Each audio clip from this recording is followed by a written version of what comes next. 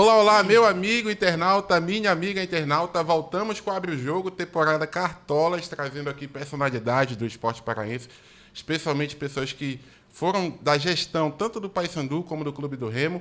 E hoje a gente está recebendo um ex-presidente que ainda é muito atuante nas redes, a torcida do Paysandu particularmente ainda o reconhece muito bem, Alberto Maia, que promete abrir o jogo aqui no pré-jogo, vamos dizer assim. Eu te digo que já rendeu muito. Então, esse episódio de hoje tem tudo para ser muito bacana, né, Felipe? Com certeza, Alberto Maia, que é um nome forte no nosso futebol, justamente por ter uma postura forte também, né?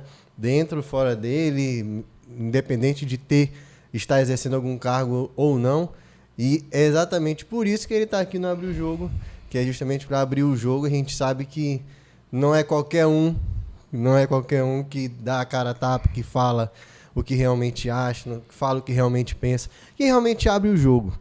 E aí, diante disso, foram escolhidos os nomes. Não é à toa que o teu está aqui também. E pra gente começar light, bem, respirar, conta um pouco da tua história, Alberto Maia, como surgiu no Paysandu, o advogado Alberto Maia. De repente, foi pro futebol, militou ali como diretor jurídico bastante tempo, né? E aí, presidente de um clube, e marcou, de uma forma marcante, foi presidente de um clube.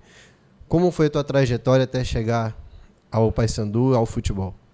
Bem, amigos, em primeiro lugar, quero agradecer o convite. Muito obrigado pelo convite. É uma honra estar aqui com vocês e contar um pouquinho, né, daquilo que a gente pôde viver dentro dessa instituição maravilhosa que é o Paysandu Esporte Clube. Na verdade, me formei em Direito e iniciei minha trajetória jurídica. E eu tenho um amigo de infância, participamos de grupos de igreja, chamado Nilton Gurjão. Dr. Nilton Gurjão, promotor de justiça do estado do Pará. E nós nos encontrávamos muito, né, no estádio da Curuzu, nos jogos do Paysandu. Nós sempre fomos Paysandu. E ele sabia da minha paixão pelo Paysandu. Ele era diretor jurídico no ano de 2000, na gestão do Arthur Tourinho. E por algumas questões internas do Ministério Público, ele não poderia mais continuar sendo diretor jurídico. E num belo dia, nós nos encontramos e ele me convidou. Poxa, Maia, eu preciso sair da direção jurídica do Paysandu e me lembrei de ti. Tu aceitas?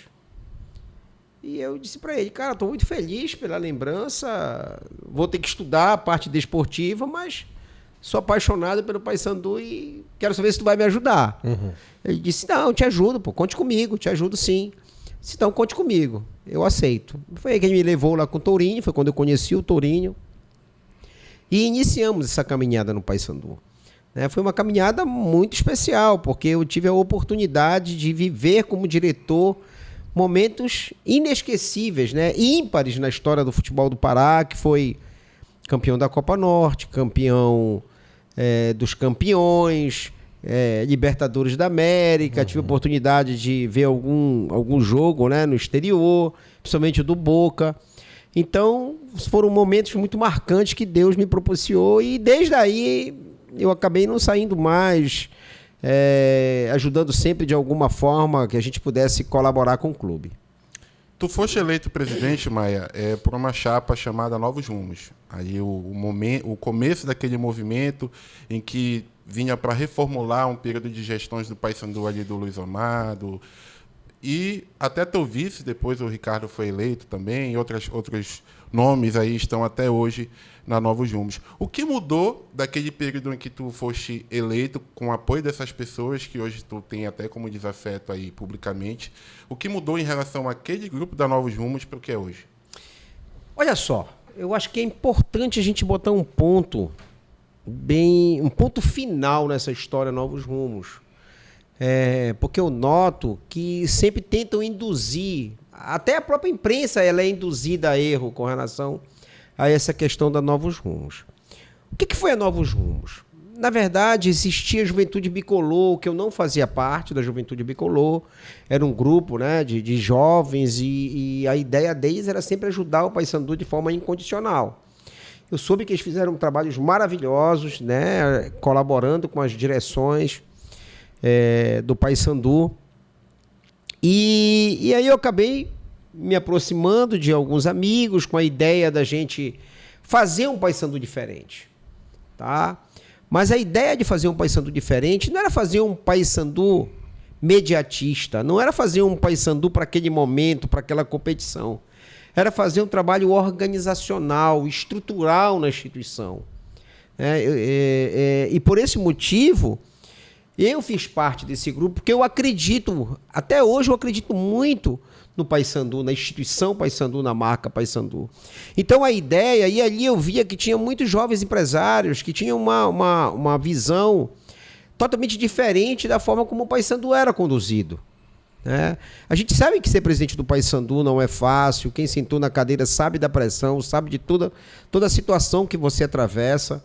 Quero aqui deixar bem claro, tá, o meu respeito pelo Luiz Omar, pelo trabalho que ele desenvolveu com muita dificuldade, mas alcançou grandes objetivos, inclusive, mesmo tendo perdido a eleição para o Van Dijk, o Luiz Omar entregou o Paysandu na Série B, né, com toda a dificuldade, com toda a forma como o Luiz Omar trabalhava.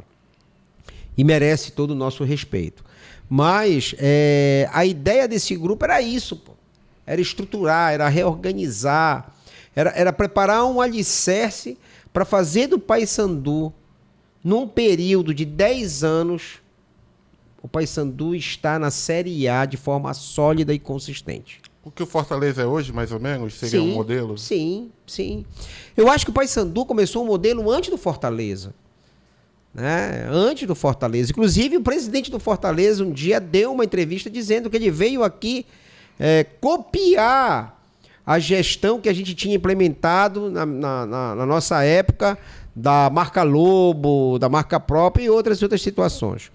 Mas voltando ao que a gente estava conversando, a ideia realmente era essa, era de estruturar a instituição. Marcelo Santana, né? Marcelo Paes. Não, Marcelo Paes. Santana era do Bahia. Santana do Bahia. Então a ideia era fazer uma estruturação no clube, uma organização, tornar realmente de verdade um clube empresa. Tá? E isso me chamou muita atenção, e isso era algo que eu sonhava ver o Paysandu. E a gestão começou com o Van Dijk, novos rumos. Tá? Foi um momento também muito difícil, o Van Dijk recebeu o Paysandu na Série B e acabou caindo em 2013. 2014 o Van Dijk passou a estar mais frequente no futebol, de forma muito mais positiva, muito mais atuante. E graças a Deus o Van Dijk alcançou o objetivo.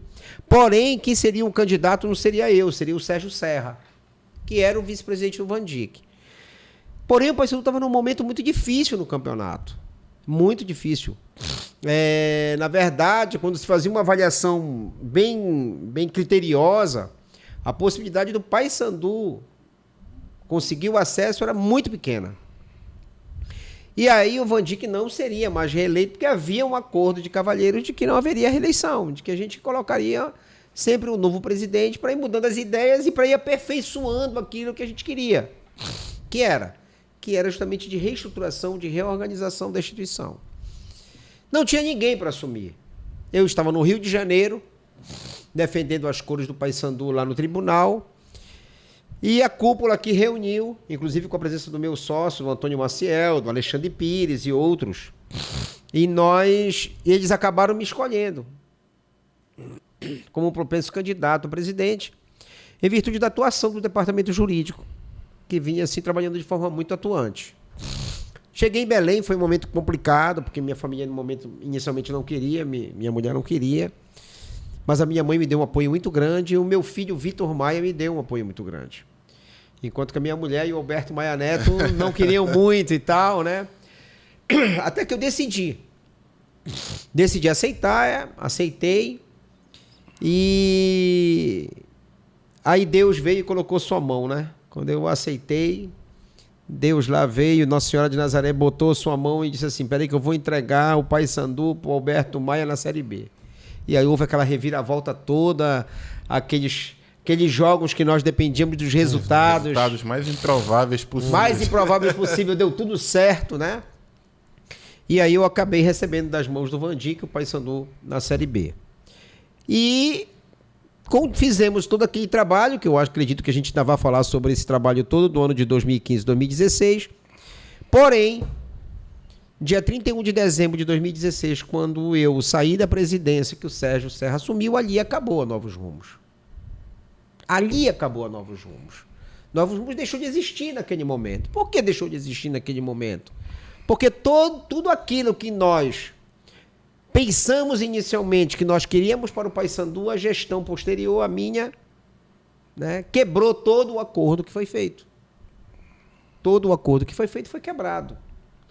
E vocês sabem muito bem que a partir de 2016 a situação foi ficando cada vez mais complicada, né? Todo o trabalho de gestão que havia sido preparado, toda a parte organizacional, apresentação de atleta, a forma de procedimentos internos, tudo isso foi colocado de lado e foi implementado novamente um trabalho amador dentro do clube. E aí a Novos Rumos acabou realmente com o encerramento da nossa gestão em 31 de dezembro de 2016. É por isso que eu me aborreço muito quando alguém fala, fora Novos Rumos! A Novos Rumos já saiu há muito tempo, em 31 de dezembro de 2016. Agora tá meio sem rumo, né, a coisa, não tá com muito rumo, não. Ainda um pouco sobre esse assunto, até para deixar bem claro, assim, né? Até para não pegarem, distorcer, alguma coisa assim, ouvirem errado. Fala de foram quebrados acordos. O que seria exatamente isso? É um modo de agir? Qual era esse modo de agir? Não, o acordo era tornar o Paysandu profissional, tornar o Paysandu um clube empresa. Uhum. Era você realmente contratar profissionais. Eu vou lhe dar um exemplo. Você nunca viu na minha gestão um irmão meu trabalhando no Paysandu. Você nunca viu na minha gestão um irmão meu assumindo determinado local.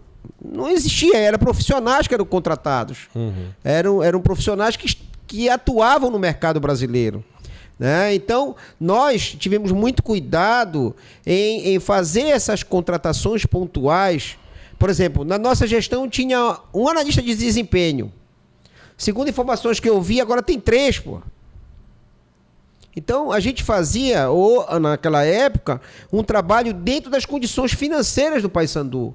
Eu não consigo acreditar que em 2015, 2016, o Paysandu numa Série B, com uma folha bem enxuta, apenas tendo um profissional nesta área de analista de desempenho, hoje o Paysandu na Série C, sem ter uma cota da CBF, na minha cabeça não entra que tem condição de ter 3 analistas de desempenho. É uma mágica isso. Porque a gente sabe o quanto custa fazer futebol. Então, no momento em que eu vi os procedimentos daquela diretoria que não se coadunavam com as ideias que nós tínhamos, tá? Inclusive, a ideia era do Grupo Novos Rumos, de manter a imprensa afastada do dia a dia do clube. Uhum. Tanto que nós tínhamos horário para vocês entrarem, horário para vocês acompanharem, horário de entrevista, como é, e aí isso seja feita na maioria dos clubes de Série A do Brasil, de forma organizada. Tá? Quando nós chegamos, pô, a sala de imprensa do Paysandu era utilizada 24 horas, de manhã, de tarde, de noite, de madrugada. Então a gente precisava organizar, porque é a nossa casa, então teria que ter uma organização. E tudo isso foi quebrado, né? Tudo isso foi quebrado e por esse motivo eu me afastei, porque eu não concordava com as mudanças que foram implementadas, porque elas não refletiam aquilo que nós queríamos para o Paysandu, quando nos reunimos e formamos aquele grupo para assumir o clube. Andando um pouco, já falando do início da tua gestão, das algumas coisas feitas que estão até hoje, a gente pode citar a marca Lobo. Eu lembro que era um processo em que o Paysandu estava negociando com a Adidas, né? Falava, olha, a Adidas quer negociar o Paysandu. Eu estive na Adidas. Pois é, a Adidas quer... Bom que tu já vai falar disso. A Adidas quer patrocinar o Paysandu, o torcedor ficou eufórico, aí de repente vem a ideia, o Paysandu vai ter marca própria, inclusive muita gente, na época eu lembro, ficou chateado. Como é que pode deixar de ter uma Adidas para ter marca própria? Os caras estão loucos. Como foi que surgiu essa ideia da marca Lobo, essa marca própria? E dá detalhes aí desse encontro com a Adidas. A Adidas realmente esteve perto do Paysandu? Eu vou te dar os detalhes porque a insatisfação com a marca da época e como surgiu essa ideia. Essa ideia ela começou a florescer quando o Paysandu subiu para a Série B da gestão do Van Dijk. Nós precisávamos fazer umas camisas com urgência. Contactamos com a Voleio, com a Bomache. E a Bomache conseguiu fazer umas camisas com urgência para o Van Dijk vender, né, de acesso à Série B. Bem, eu achei muito legal o trabalho que os caras fizeram lá e atenderam, trabalharam no final de semana todo para atender a demanda que o Paysandu tinha solicitado para eles. E eu vi o quanto faturou com a venda dessas camisas.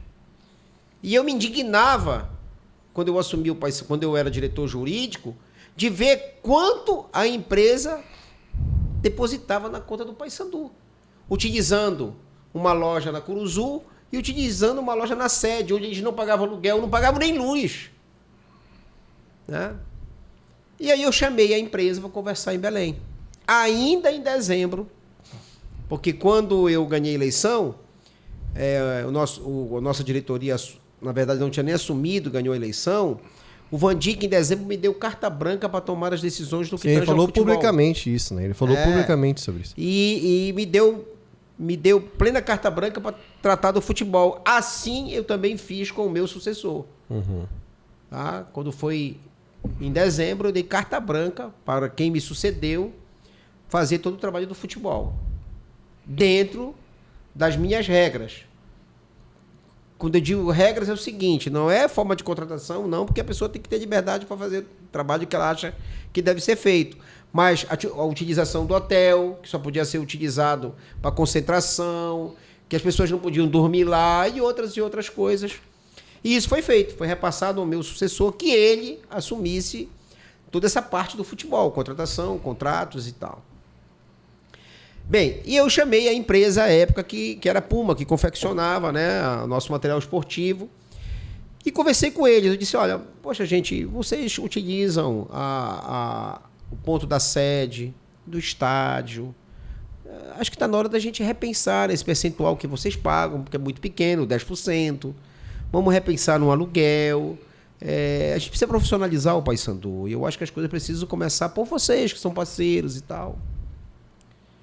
E nessa reunião, lamentavelmente, ela não foi para frente porque me disseram que havia um contrato e que esse contrato deveria ser respeitado. Bem, diante disso, eu me levantei da mesa e disse o seguinte para eles: nos falaremos quando vocês quiserem renovar o contrato. E eu realmente saí muito aborrecido, porque eu acho que não respeitaram a instituição, a grandeza da instituição Paysandu. E começamos a pensar se nós íamos trocar. Isso já ficou subentendido no mercado, que eu já não iria mais renovar com eles e tudo. E aí foi quando, numa das reuniões de diretoria, eu coloquei essa questão, né, da Puma, e coloquei que a gente ia avaliar o que fazer, a gente ia ouvir outras marcas. Eu não me lembro se foi o Ulisses ou se foi o Ícaro Sereni, que lá de trás, lá na reunião, falou assim: por que nós não fazemos uma marca própria para o clube?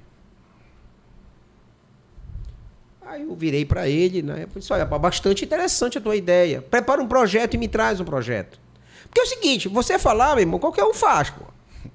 Eu quero traz o projeto para mim para eu ver. Eu preciso de projeto. Uma empresa ela precisa de projeto. Não é você fazer na marra de qualquer jeito. Uhum. E aí a ideia realmente partiu deles, de falar em marca própria, da gente ter marca própria. Mas o projeto nunca chegou na minha mão. Diante disso, os meses foram se passando, e aí a Adidas, através de uma empresa aqui do Brasil, do Rio de Janeiro, me procurou. Se vocês tivessem me falado que nós iríamos falar sobre esse assunto, eu ia pela primeira vez mostrar a camisa que a Adidas tinha mandado preparar, que eu tenho guardada, eles me deram uma camisa. Não tem problema, olha, vai aparecer pode mandar na edição. pode mandar a foto que a gente vai colocar na edição. Olha, camisa em primeira mão da Adidas, que poderia ter sido do Papão, hein? E aí me deram essa camisa e disseram, olha, a camisa vai ser essa, vamos mandar providenciar o escudo e tal, se você aprovar. Eu disse, então, tudo bem, olha, o meu diretor jurídico, o doutor Alexandre Pires, eu preciso que você encaminhe o teor do contrato para ele, para que a gente analise o contrato e a gente analisa esse contrato e falamos posteriormente. Bem, na verdade, foi mandado o contrato para o Alexandre. Eu como advogado, o Alexandre advogado, o Antônio Maciel advogado, lemos o contrato e não ficamos satisfeitos com as cláusulas. E agora, o que fazer? Também do ponto de vista financeiro? Também no ponto de vista financeiro. Chegamos à conclusão que era pior do que o que nós tínhamos. E aí foi quando eu entrei em contato com o dono da Bomach. Pedi que ele viesse a Belém, que eu queria conversar com ele. E ele veio a Belém.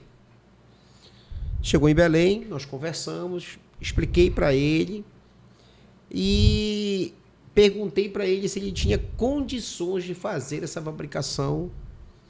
E eu queria que ele fizesse para mim umas réplicas de como seriam esse uniforme. Ele disse que ele teria, sim, condições. Conversamos sobre prazo e aí começamos a preparar um projeto. Aí começamos a fazer um projeto. Né? Um projeto. E aí nós tínhamos que avaliar o custo do material que o clube utiliza, né? O custo do material para patrocinadores e o custo do material de venda, mão de obra e assim sucessivamente. Iniciamos um projeto, começamos a colocar ali no papel e verificamos que havia viabilidade desse projeto. Levei esse projeto para uma reunião do Conselho Deliberativo do Paysandu e disse para eles que eu iria pedir que Nossa Senhora me dissesse qual era o caminho que nós deveríamos tomar. Mas eu estava 99% decidido que seria a marca própria. E aí começamos uma segunda fase do projeto, através do nosso diretor de marketing, o Renato Costa, que todos vocês conhecem. Sim. Sentamos com o Renato. Renato, precisamos ver uma marca do Paysandu, uma marca que se identifique com o Paysandu, uma marca que seja a cara do Paysandu. E aí, o Renato, que é um cara sábio demais, começou a trabalhar isso. E aí começamos a colocar lobo, o 7, numeral, o 7 escrito, e outros nomes que foram aparecendo. E aí, numa determinada reunião, com aqueles diretores que eram mais próximos, né, que estavam vivendo realmente o dia a dia, eu comuniquei que eu ia apresentar as marcas para a gente decidir. E, se não me falha a memória, foi unânime a escolha da marca Lobo. E aí escolhemos a marca Lobo.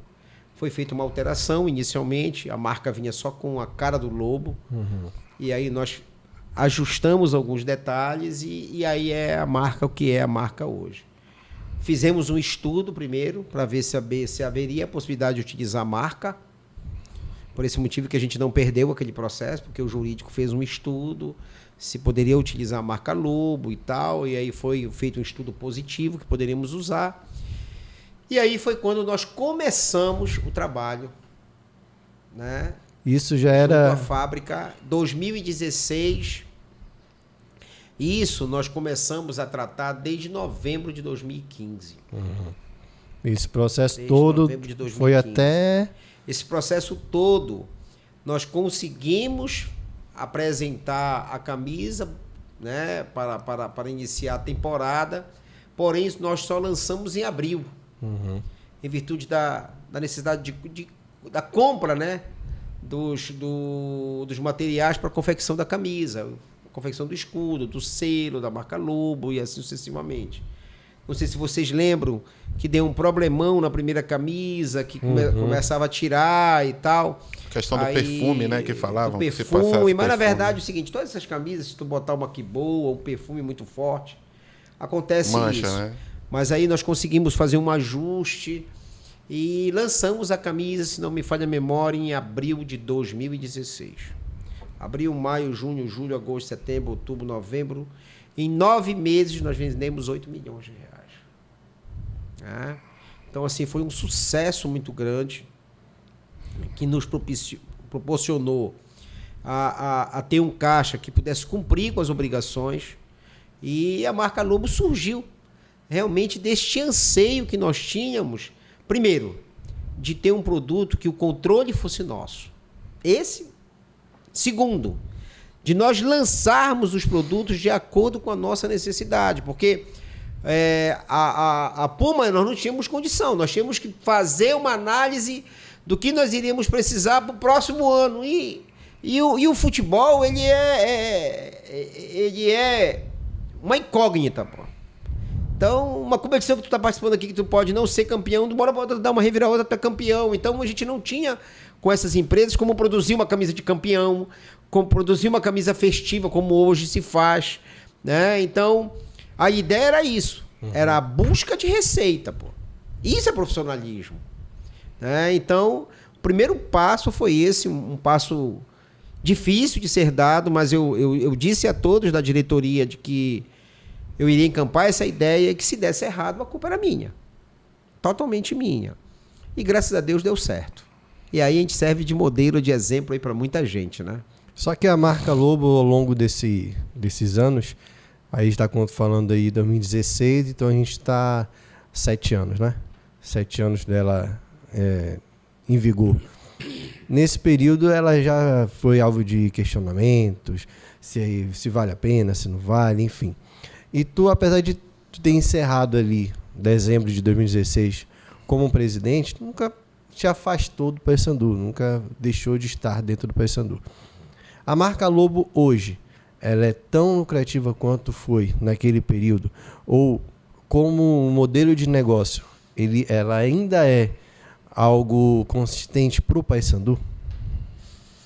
Olha só, Felipe, eu não tenho como te confirmar isso hoje, porque o que se apresenta lá no conselho são informações que eu não tenho como conferir. Uhum.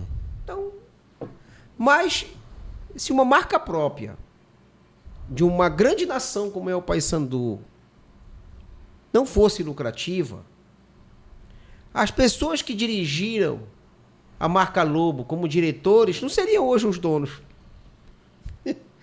O cara que era diretor do Paysandu, da marca Lobo, quando a marca Lobo pertencia ao Paysandu, quando começaram a dizer que não era tão lucrativa, né? Uhum. Depois eu entendi. Eles hoje são os donos, pô, de várias lojas aqui. É dono da loja A, B, C.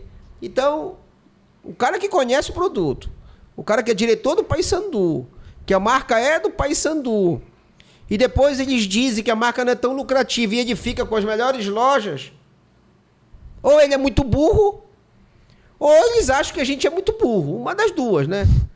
Eu acho que é mais a segunda opção. Então, eu acho que eu respondi a tua pergunta. Começou a abrir o jogo. Começou a abrir o jogo bacana. Eu acho que eu já respondi a tua pergunta. É isso. Em 2015, tu falaste que o Paysandu, aí, então, Novos Rumos, tinha um planejamento de 10 anos colocar o Paysandu como um clube sólido da Série A. Mas em 2015 o Paysandu quase subiu. Fez 60 pontos, esteve ali na 3 pontinhas. 3 pontos, 60 pontos. Hoje em dia tem clube que sobe para a Série A, inclusive, com 60 pontos. O que faltou ali, Maia, naquele momento, e o que tu teria feito diferente naquela reta final para o Paysandu dar o gás para subir? Olha, uma pergunta bastante difícil. Eu te confesso que eu fiz tudo o possível e o impossível para nós subirmos. Inclusive, a premiação era 3 milhões de reais. Era 3 milhões de reais. E eu tinha feito uma promessa para os jogadores que se nós subíssemos, em 72 horas eles receberiam esses 3 milhões de reais. E eles sabiam que quando eu prometia, eu cumpria. Nós tivemos problema de lesões.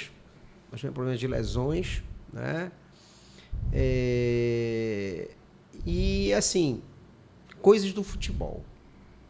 Porque internamente, tudo que fosse possível e imaginário de se fazer foi feito. Eu sonhava com esse acesso.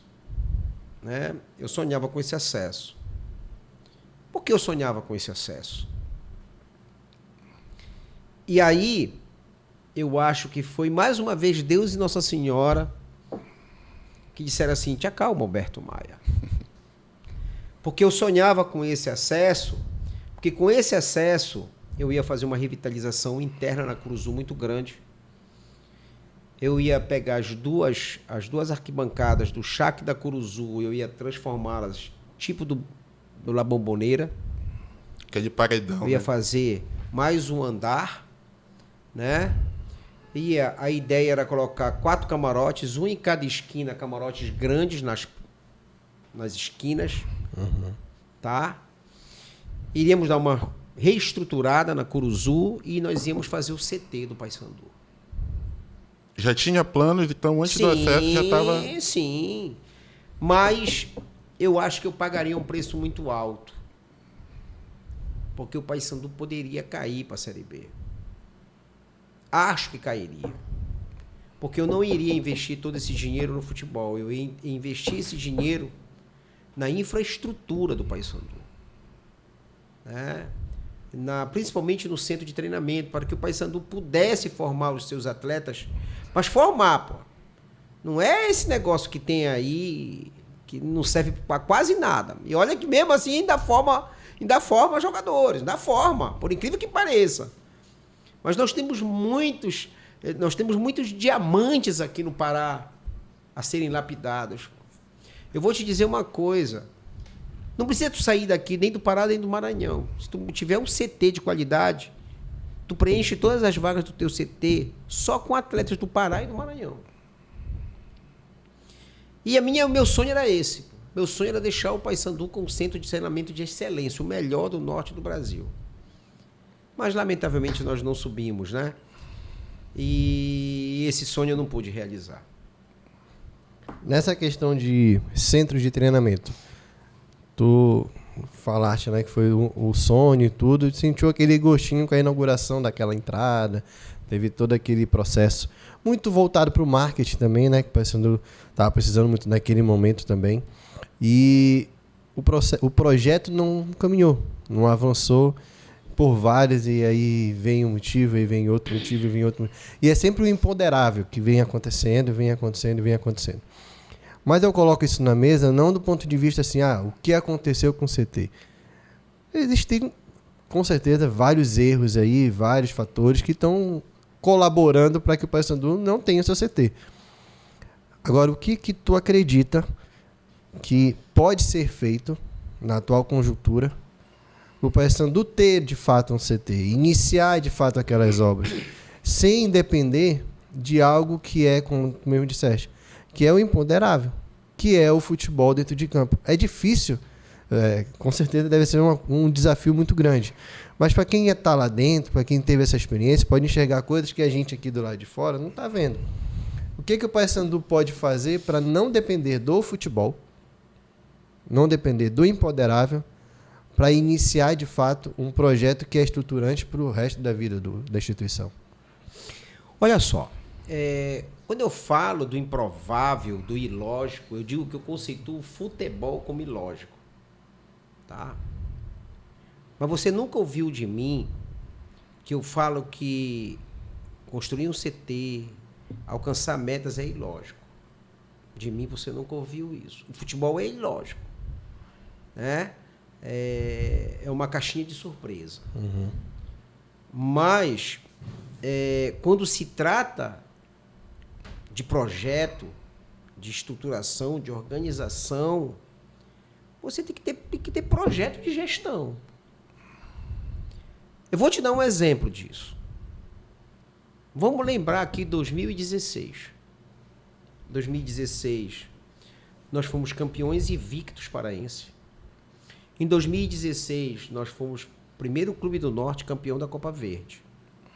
E se você for fazer uma análise nas contratações para a Série B de 2016, os jogadores que foram contratados no papel eram melhores do que de 2015. Mas não deu liga. Não deu liga. Não deu liga. E aí é que eu lhe falo do projeto, de gestão. A nossa diretoria, ela caminhava com 2 tratores. A nossa diretoria, ela caminhava com um trator voltado ao futebol e caminhava com um outro trator para cumprir os compromissos de gestão, de reorganização, de reestruturação. Então, se você parar para pensar em 2016, mesmo o Paysandu não estando tão bem na Série B, nenhum projeto nós deixamos de fazer. Nenhum projeto. Mesmo o clube não estando bem na Série B, algumas vezes na segunda página, todos os projetos foram mantidos. O lançamento de camisa foi mantido, a parceria com o Esporte Interativo, que nos ajudou a comprar a área do CT. Aquela área do CT, ela foi comprada. Nós estávamos vendo várias áreas aqui em Belém. E todas elas, a gente sempre entrava em contato com o Tony Coceiro e o Leonardo Maia, que o Tony é engenheiro, o Leonardo era diretor de obras, e a gente sempre tinha que ter o aval deles. Eu não entendo de construção, eu não entendo de terreno, eu não entendo de nada. E essa área, hoje, onde é a área do centro de treinamento, ela teve o aval. Se você olhar as fotos da época, eu até tenho na revista do Paysandu, no final da minha gestão, que mostra todas as obras da diretoria. Todo esse pessoal, que hoje tem alguns aí que falam mal da área do CT, estavam lá, pô, olhando a planta, tirando foto de capacete, entendeu? Então, eu não comprei por comprar. Primeiro, barganhei muito preço. Segundo, compramos no ano de 2016, que lamentavelmente não deu tempo da gente fazer um campo, porque o pórtico do CT ficou pronto no último dia do ano que nós inauguramos. Tá? E o projeto foi cumprido. Então, na verdade, se você parar para avaliar, a nossa diretoria pensava grande para a gestão Paysandu.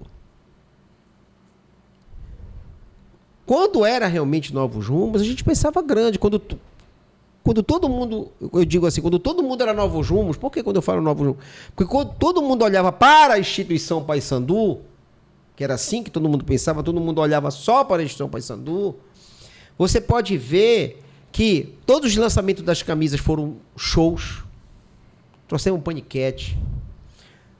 Nunca se pensou na vida em você fazer um lançamento de camisa de um clube do Norte e trazer Marcos e Belucci para a Lama do Sucesso. Vendemos 5.000 camisas. Uma receita sem igual para o clube. E aí, começaram a espalhar que o Paysandu tinha gasto uma fortuna naquele show. Sabe quanto o Paysandu gastou naquele show?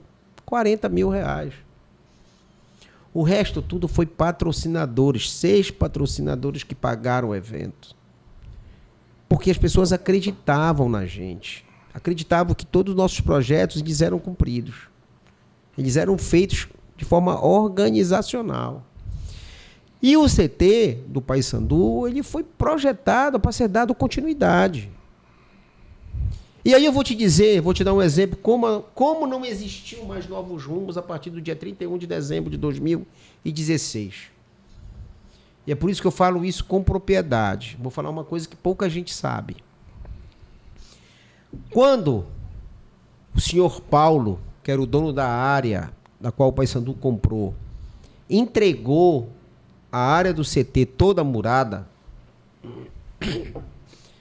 eu não tinha mais condições financeiras de fazer aquele muro de toda a área do CT, porque era em torno de 500 mil reais. Né? E aí eu fiz uma negociação com ele e ele acabou fazendo todo o muro. O terreno daquele, de 115 mil metros quadrados, que custou 1,5 milhão, na verdade custou 1 milhão, porque ele gastou 500 mil para fazer o muro. E 1 milhão, o terreno daquele está super barato. Sabe por quê? Porque o dia que a Avenida Liberdade sair, ela vai passar do lado do CT do Paysandu. Esse terreno de 1,5 milhão vai custar 10 milhões. Você da Curuzu para o CT vai tirar 10 a 15 minutos no ônibus para treinar. Você já imaginou que é você gastar de 10 a 15 minutos para sair do teu estádio para o teu CT para treinar? Dentro da cidade? É um negócio fantástico isso. E aí o que foi que aconteceu? O nome do CT é Raul Aguilera. E o Raul Aguilera foi um cara fantástico. O Roger Aguilera, o Raulzinho Aguilera na nossa gestão. Nos ajudaram muito. E eu marquei uma reunião com o Raul Aguilera, estava o Raulzinho, estava o Roger, e fui lá agradecer a eles e dizer que, lamentavelmente, não haveria tempo hábil de nós fazermos o pórtico do centro de treinamento. Eu me sentia na obrigação, fui eu e a diretoria, fui eu, Antônio Maciel, Alexandre Pires, Leonardo Maia e Tony Coceiro. E nós fomos lá e eu fui agradecer o apoio e dizer que, lamentavelmente, a nossa diretoria não teria condições. E lá, na hora, o Raul Aguilera perguntou quanto custa o pórtico? E aí nós levamos, porque eu sempre pensei de forma imponente para o Paysandu. Você tem que pensar assim, você não pode pensar pequeno para um clube grande como é a instituição Paysandu. E aí nós levamos, o Leonardo Maia levou uma planta, o Raul Aguilera gostou, que era um negócio muito imponente, perguntou quanto custaria, desculpa, quanto custaria, o Leonardo Maia falou e ele disse assim, eu vou dar X reais para fazer o pórtico. Maia, tu consegue dar esse restante? Eu digo, o Paysandu vai dar o jeito dele, a gente vai conseguir. E aí começa, aí eu perguntei. Aí o Raul perguntou assim, eu só quero uma coisa, vocês me garantem entregar isso na tua gestão? Eu disse, para quem responde é o Leonardo Maia. Pode ou não pode, Léo? E o Léo disse, pode. E o Léo é um cara de palavra. E o Léo trabalhou incansavelmente dia e noite. E aí eu vou te dizer que eu tinha certeza que aquele pacto que nós tínhamos de fazer do Paysandu um clube grande, estruturado, organizado, ele acabou quando eu tomei conhecimento que uma determinada pessoa desse grupo da Novos Rumos havia ligado pedindo que não liberassem o dinheiro para fazer o pórtico, porque era para deixar para fazer o pórtico para o próximo presidente. Aí depois que eu soube disso, eu tive certeza absoluta de que o trabalho que se começou não iria se terminar. E isso se reflete hoje. A marca Lobo, que era do Paysandu, o lucro do Paysandu não é mais. O pórtico, a área de centro de treinamento, desde 2016, vai fazer 7 anos, não se fez um campo. O hotel, eu acho que eles só não derrubam porque não pode derrubar. Porque a impressão que me dá é de que a ideia é acabar com tudo que aquela diretoria deixou. Essa é a ideia que me passa. Porque eu não consigo acreditar que não possa se ter um planejamento e um projeto para se fazer um campo de futebol naquele CT. Eu não acredito nisso. Eu não acredito nisso. Entendeu? Então, a minha visão é, hoje, de que não fazem nada no CT porque foi a gestão da diretoria 2015, 2016 que fez. Essa é a opinião que eu tenho sobre esse assunto. Ego e vaidade. Não sei se é ego e vaidade, mas eu vejo isso como o desejo de não frutificar o que foi plantado na nossa gestão. Tudo que nós frutificamos se acabou. Tudo que nós frutificamos acabou. A marca Lobo já não é mais do Paysandu. O hotel, graças a Deus, como eles não têm como derrubar, não tem como implodir, tá lá. Não tem jeito. Né? O CT não se faz nada. O CT é uma vergonha. Derrubaram o muro, só lama. E aí vem de história que é o trovão, outra hora é a chuva, outra hora é alagamento, outra hora é a tempestade, outra hora que está escuro, outra hora que está claro. Então não tem projeto. O Paysandu hoje não tem projeto. O Paysandu hoje é mediatista. Se fazem as coisas no momento, mas não se fazem as coisas pensando no futuro. Diante disso tudo, e aí saindo um pouco do Paysandu, tu caminhaste dentro do futebol, no mercado do futebol. E aí veio, inclusive, a marca própria no CSA, participaste desse processo e tudo mais. Dentro do meio futebol, e aí do ponto de vista de gestão, de mercado, qual foi a tua experiência? O que tu viste lá fora? Que tu disse, pô, isso daqui. O quão engrandecedor foi para ti? E como isso, de alguma forma, foi trazido ou será trazido para o futebol daqui do estado? Futebol tem muita gente boa no futebol. Tem muito pilantra no futebol, tem muito vagabundo no futebol. Muito vagabundo. Tem muito cara que entra no futebol pra roubar, pra ajudar parente. Tem muito vagabundo no futebol no Brasil todo e acho que no mundo todo. Mas tem muita gente boa no futebol, tem muita gente honesta no futebol, tem muita gente com grandes ideias no futebol. E eu vou te dizer assim que eu vi uma gestão que eu fiquei muito impressionado, que é a gestão do presidente do CSA. Ele fez coisas ali magníficas, um trabalho magnífico, pô. E é um trabalho que eu te falo que hoje dá para você implementar tranquilamente na instituição Paysandu com a força da nossa torcida. Então, o trabalho que foi implementado pelo presidente do CSA, o Rafael, é um trabalho para ser imitado em qualquer clube do Brasil. A gestão dele foi uma gestão perfeita, em todos os sentidos, organizacional, administrativo, inovador, gestão, entendeu? E eu tenho o Rafael como um dos grandes presidentes de clubes do Nordeste, assim como hoje o presidente do Fortaleza, o Marcelo, né? O presidente do Ceará também, que saiu, oh, meu Deus, Evandro, eu queria lembrar o nome dele, o presidente do Ceará, fez também um belíssimo trabalho, entendeu? Porque eu tenho a convicção do seguinte, eu tenho a convicção de que futebol, para que você faça do teu clube um grande clube, você não tem que começar por dentro das 4 linhas. Você tem que começar pela gestão, pela parte organizacional e administrativa. E aí isso fica muito claro quando você vê o CSA, que alcançou grandes objetivos, né? Subiu da D para A, né? Ano a ano, justamente a gestão do Rafael, que é uma gestão, uma das maiores gestões de futebol do Brasil. Você tem a gestão, e aí a maior prova do que eu estou te dizendo, do Bandeira de Melo, do Corinthians. Uhum. O Flamengo. Do Flamengo. Né? Corinthians, desculpa. Do Flamengo, desculpa. Do Flamengo, tá? O Bandeira de Melo do Flamengo.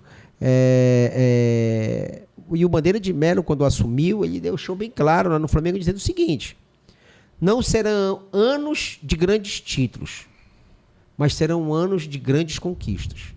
Então o Bandeira de Melo organizou o Flamengo de uma tal forma que o presidente que o sucedeu só saiu ganhando título, pô. Entendeu? Só foi... Aí é que eu estou te dizendo, o importante da continuidade do trabalho, né? Quem sucedeu o Bandeira de Melo deu continuidade na parte administrativa, na parte organizacional, do engrandecimento da marca, do fortalecimento da marca. E hoje o Flamengo é uma potência mundial. Mas graças ao sacrifício de quem? Do Bandeira de Melo. Né? E os outros vêm aí só na carona, né? com os títulos dentro de campo.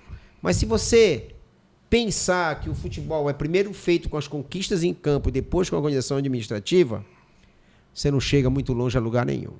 O CSA que tinha até uma distância considerável para o CRB, né, na época. O CRB bem à frente, hoje está bem equilibrado. Mas a gente vai para um quadro aqui do nosso Abre o Jogo, que é dar o papo.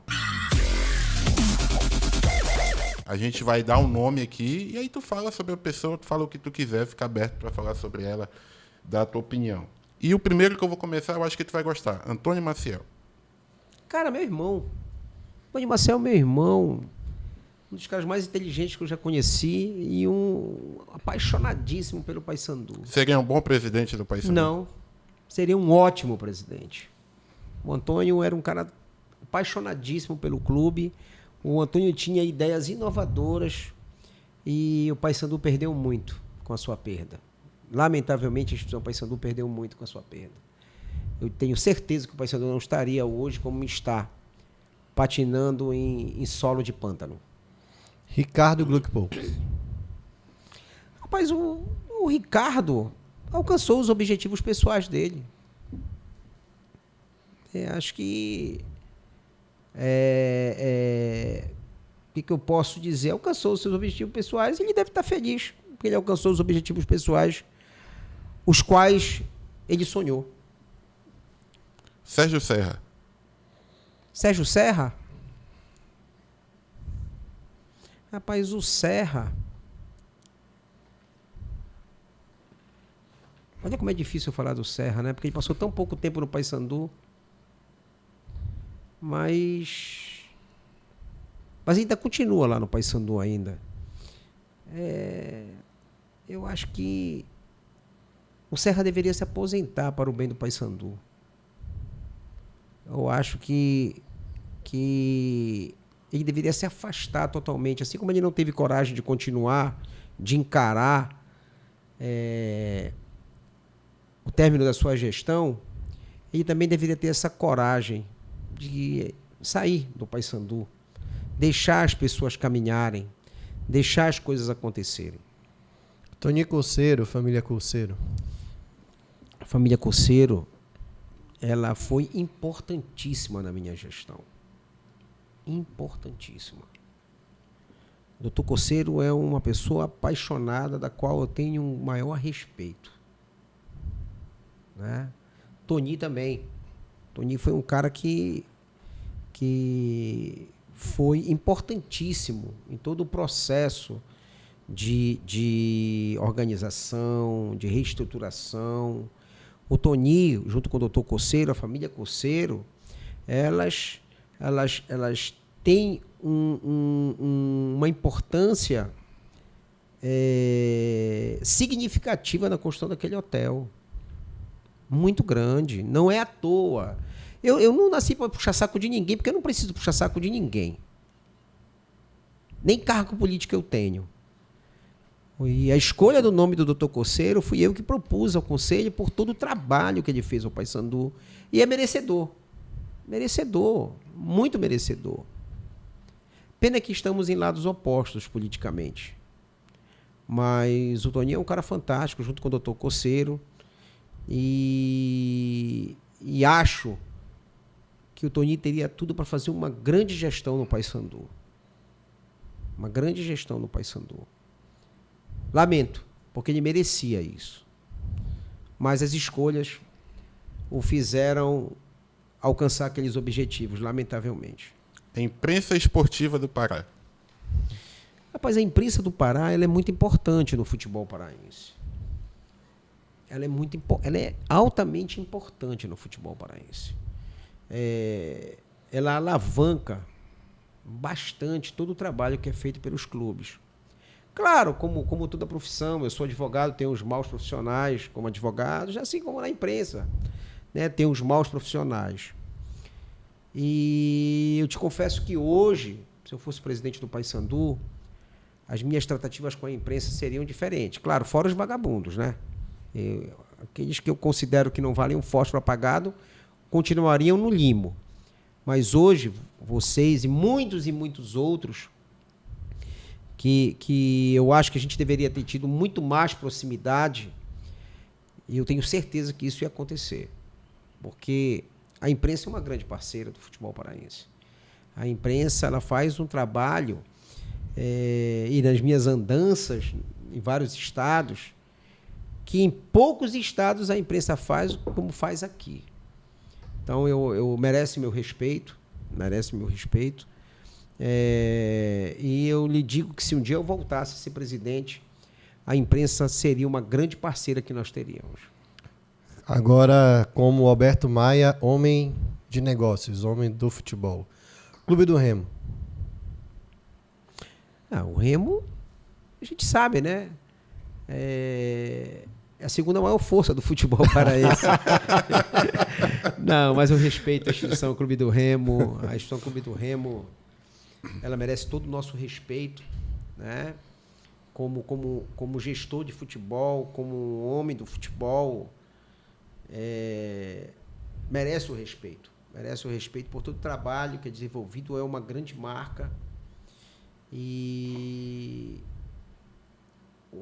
eu acho assim que essa caminhada de Paysandu e Remo, né, ela é muito interessante, Porque a gozação é que faz o futebol ficar gostoso, né? O futebol tá ficando sem graça, o futebol, né? Tu não pode chamar um A no estádio, tu não pode mais isso, tu não pode mais aquilo, tu não pode... Na minha época de moleque, os parra picolé era pai d'égua, a gente gritava 500 milhões de coisas. Hoje já não pode mais. Mas eu ouvi uma vez uma conversa com um diretor da Ponte Preta, e eu estava conversando com ele, falando de futebol e tudo, e me parece que teve uma época que o Guarani de Campinas ficou parado, né? Uhum. Paralisou as suas atividades e tal. Fé leilão, brinco de ouro. E ele estava me falando justamente dessa rivalidade que havia entre Ponte Preta e Guarani de Campinas, como é aqui Paysandu e Remo. E ele falou assim, nós agora, da Ponte Preta, estamos querendo que o Guarani se reerga novamente. Porque ficou sem graça. A Ponte Preta, ela não consegue mais ganhar do maior rival, porque o maior rival não joga. E eu acho que é por aí. Eu acho que essa rivalidade é uma rivalidade... Eu brinco, às vezes, até no meu Twitter, né? Porque o pessoal me encarna, vocês não sabem disso, mas eu sou muito encarnado. Eu até brinco com o pessoal lá do rival, dos torcedores que me seguem, porque quando o Paysandu perde, eles mandam no direct direto pra mim, né? Aí eu digo, galera, vou seguir o presidente de vocês, me deixem em paz e tal. Mas é aquela brincadeira sadia. Graças a Deus, eu vou lhe ser muito franco, as pessoas, os torcedores, até do rival, são muito respeitosos comigo. E a gente conversa também pelo WhatsApp, mas são duas grandes instituições que fazem o futebol paraense, né? Então, merecem o nosso respeito, merecem ter melhores momentos pela frente aí, né? Nesse sufoco que a gente está vivendo agora, que não está fácil. A gente vai para um novo quadro já para finalizar aqui nossa entrevista, Maia, que é E Agora, Mano? Que a gente vai te fazer perguntas sobre o futuro, teu futuro e como tu enxerga o futuro aqui do futebol paraense. E a primeira pergunta que eu vou te fazer, eu acho que muita gente, principalmente do torcedor do Paysandu, está todo dia lá. E aí, Maia, volta quando? Quando o Paysandu perde um jogo. E aí, Maia, volta quando? E aí, Maia, volta quando?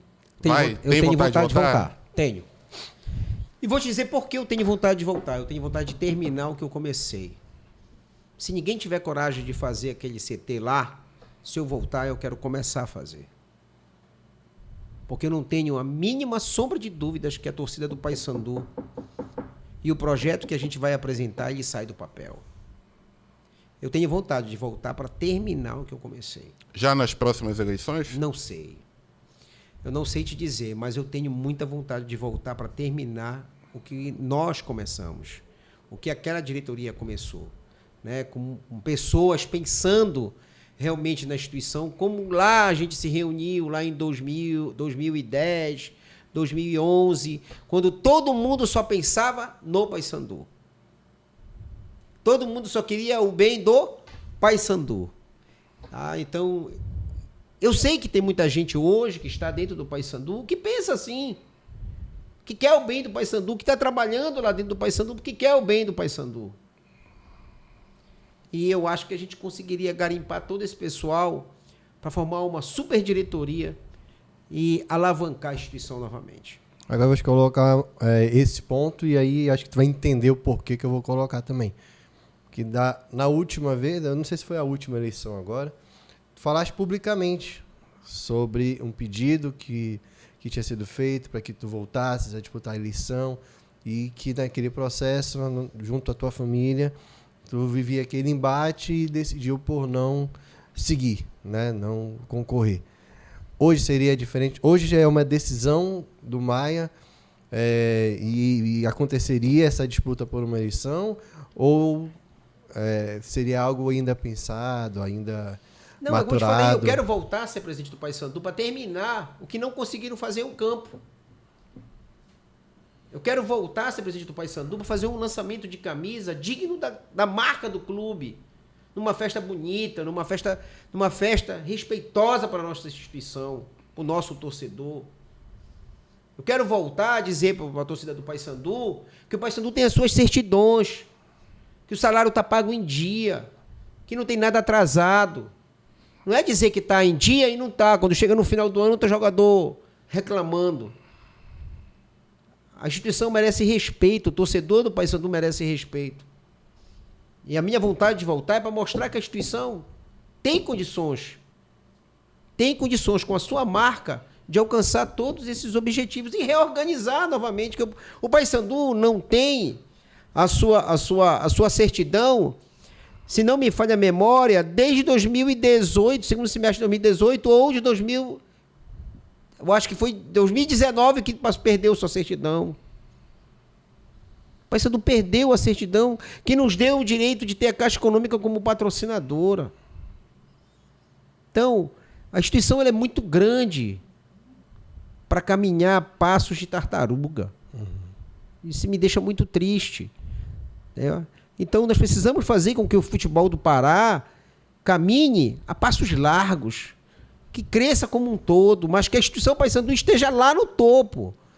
A minha vontade de voltar é para isso. Eu sei que tem grandes bicolores que topariam. No momento que eu decidi voltar, vão topar estar do meu lado para soerguer essa instituição. Outra pergunta, para a gente já finalizar aqui o nosso papo. SAF no futebol paraense, é uma boa ou é uma bomba? Depende das pessoas envolvidas na negociação. Se a negociação de SAF ela for para o bem da instituição e não houver na negociação negociatas, esquema, para dirigentes ganharem dinheiro na costa do clube, se for uma empresa sólida, uma empresa que tem já expertise, meu amigo, eu acho que hoje é a única saída do Paysandu. Paysandu e Remo. Não, eu vou falar do Paysandu. Deixa o Remo falar eles lá. Eles falam por eles lá. Não vou me meter nessa seara, né? Qual desses modelos de SAF que tem atualmente no futebol brasileiro que tu acha que encaixaria bem no Paysandu? O City agora chegou no Bahia. O City é sério. O City é sério. O City tem transparência. Entendeu? Então, se houver uma possibilidade de um conglomerado desse porte... Agora, se for uns gato pingado aí, com o nego aparecendo por trás, metendo dinheiro por trás, esquema, aí a gente está liquidado de vez. Aí a gente acaba de vez com a instituição. Mas hoje eu enxergo hoje que o caminho nosso é SAF. Eu não tenho nada, assim, quero deixar bem claro, tem que dividir a pessoa para o dirigente. Não tenho nada contra o Maurício Ettinger. Nada. Nunca me fez nada. Sempre falo com ele. Mas Maurício Ettinger chegou aqui em Belém há pouco tempo. Pô. Eu nunca vi o Maurício no campo. Segundo o que estão me dizendo, o próximo presidente depois dele chegou em Belém tem 1 ano e meio, 2 anos. Cadê a identidade com o clube? Então, se é para ter alguém que não tem identidade com o clube, que seja uma SAF. Que seja uma empresa, que trate o Paysandu como uma empresa, que vai ser tratada como uma empresa, que vai ter orçamento, que vai ter projeto, que vai colocar, né, em execução o projeto. Porque, lamentavelmente, de 2017 para cá, qual foi o projeto que o Paysandu alavancou? Tu consegue te lembrar de algum? Me diz aí um projeto. Consegue, Felipe, me dizer um? Não, também? Nem eu. Realmente está difícil. Nem eu. Eu não consigo lembrar de nenhum projeto. Projeto estrutural, pelo menos. Nenhum projeto. Nenhum. Não tem nenhum projeto. Sócio torcedor foi a gestão do Van Dijk. A fundação do hotel começou na gestão do Van Dijk em dezembro de 2014. Aí nós demos continuidade à nossa gestão. Marca Lobo, nossa gestão. Hotel terminou. Centro de treinamento. Aí eu falo das questões administrativas, que é as certidões na nossa gestão, né? A equalização dos processos trabalhistas. Depois daí eu não vejo mais aquilo que eu queria. Eu vou dizer para vocês aqui, sabe o que eu queria hoje estar aqui dizendo assim? Cara, estou muito feliz. Rapaz, quem me sucedeu começou um trabalho no CT. Olha, começou com um campo, depois o outro presidente fez mais 2. Olha, e esse presidente que está agora fez mais 2. O CT é nossa realidade. Era isso que eu queria estar dizendo hoje aqui. Sabe o que eu queria estar dizendo? Rapaz, que legal, né? A gente começou um trabalho lá com o Vandic, temos as nossas certidões e olha só hoje, o Paysandu tem na camisa o Banco do Brasil, é o único clube do Brasil que tem o Banco do Brasil, que apoia. Eu queria estar dizendo hoje, rapaz, a marca Lobo, olha só, começou com 2 lojas. Hoje o Paysandu tem 10 lojas na cidade e tem franquias no interior. Legal, franquias no interior. Era isso que eu queria estar dizendo hoje aqui. Eu não queria estar falando nada, sabe, de tristeza, como não fizeram nada no CT, não tem mais certidão, é um disse-me-disse violento, entendeu? É por isso que eu digo sempre, quando o Paysandu perdia, eu ia lá pro microfone e dizia, não, pô, eu vou resolver, quem não quiser ficar, vai embora. Que tu tem que dar a cara para bater, pô, é uma instituição muito grande. Eu queria estar falando, feliz da vida que o Paysandu cresceu, que a gente está na Série A. É, gente, legal, né? O Paysandu vai jogar amanhã com o Grêmio, com o Flamengo, olha, vai ser uma renda milionária. Não, hoje eu estou falando que o Paysandu está jogando a Série C, que está lá na 2ª página, que está numa situação crítica. E isso me deixa triste de falar. E era isso que eu não queria falar. Fazer um adendo aqui, aproveitando que a gente estava falando com uma pessoa do meio jurídico. O futebol hoje, o futebol brasileiro, mas o futebol mundial, está passando por uma crise, que são as apostas. E a interferência dessas apostas em resultado. Então, o futebol deixou de ser um negócio só por trás, mais do que nunca ele é um negócio hoje, também para quem está lá dentro de campo. E especialmente para jogadores, enfim. Então, do ponto de vista jurídico, ou do jurídico, o que se pode fazer? Existe o que se tem de esperança para tentar fiscalizar isso e tentar combater esse mal, que até agora parece ser um mal incontrolável. Até agora a sensação que dá é essa, que a qualquer momento isso pode acontecer e até que se prove o contrário, vai continuar acontecendo e continuar acontecendo e continuar acontecendo. Olha, eu vou te falar uma coisa, assim, o futebol ele já é difícil por si só. Porque, por exemplo, tu não consegues comprovar quando um atleta está em campo jogando o corpo mole. Tu não consegue demitir o cara por justa causa. Então, ele é uma profissão que cria uma dificuldade muito grande para tu demitir um empregado por justa causa. Quando ele está lá fazendo corpo mole, quando ele pegou um frango de propósito, né? Agora, essa questão, ela teria que partir do órgão máximo do futebol brasileiro, que é a CBF. Agora, o que tu vai esperar da CBF se ela tem um patrocinador de aposta? Pô? Fica difícil, né? Fica muito difícil. Vamos fazer, assim, uma recapitulação. Nós temos agora jogadores de Série A envolvidos nisso, segundo o Ministério Público, né? Jogador do Santos de Série A. Jogador desse deve estar ganhando 100, 150, 200 mil no mínimo. No mínimo. Mesmo o cara ganhando tudo isso, ele se submete a participar de uma falcatrua dessa. Tu já imaginaste um jogador de Série D,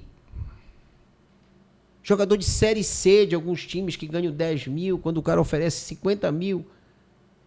Agora, isso é falta de caráter, né? Mas quando o cara não tem o caráter, não tem uma personalidade formada, mas como é que fica a cabeça desse cara? Eu vou passar 5 meses para ganhar 50 mil, o cara está me oferecendo para eu fazer um cartão.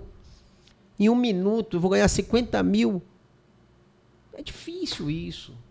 Né? Isso tudo passa pela formação do atleta. Imagina um garoto lá dos Cafundós que deu uma sorte de jogar num clube grande e oferece um dinheirão para um moleque desse que não tem nenhuma estrutura psicológica, psiquiatra, de formação, de caráter, de personalidade. É muito difícil. Eu acho que ainda vamos ter muitos problemas em relação a isso. Muitos. Inclusive tem um caso no Paysandu que até hoje a minha cabeça ela ferve. Uma situação mas eu não vou falar. Mas uma situação dentro de campo que me ferve a cabeça. De que ano? Ferve a cabeça. Só o ano. Não, uma falta que aconteceu que me ferve a cabeça. Essa falta me dá, até hoje, eu te juro que Se investigar. eu ia investigar. Se eu fosse presidente do Paysandu, eu ia investigar. Eu ia investigar. Primeiro que eu ia demitir o cara por justa causa. Mas eu ia mandar investigar. Porque criou uma pulga na minha orelha muito grande, né? Mas é isso. O futebol, ele é complicado, ele é complexo. E eu acho que o mundo das apostas veio piorar. Essa é a minha opinião. Tá aí então, internauta. Alberto Maia, Franco aqui com a gente. Mais um Abre o Jogo de revelações, de verdades, de opinião forte. E é isso que a gente espera, né, Felipe? Sim, sem dúvida. Agradecer ao Alberto pela disponibilidade de vir aqui. A gente sabe que hoje em dia o mundo é corrido e a vida das pessoas mais ainda. Mas veio aqui com toda a disponibilidade, falou abertamente. A gente também, em nenhum momento, tentou colocar alguma fogueira onde não tem, nem nada disso. Faltou alguma pergunta para ti que tu gostaria de responder? Ah, essa é uma pergunta boa. Faltou alguma pergunta para mim? Fique à vontade. O que tu gostaria que fosse perguntado que tu não respondeu hoje? O que você gostaria que acontecesse com o Paysandu? Tá, o que tu gostaria que acontecesse com o Paysandu? Que daqui a 3 anos a gente estivesse na Série A.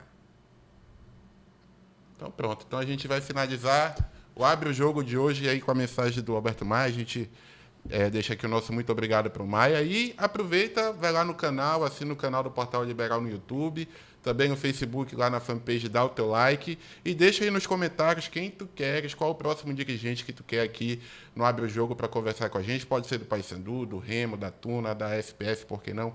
Enfim, muito obrigado pela tua audiência, a gente volta em breve. Valeu!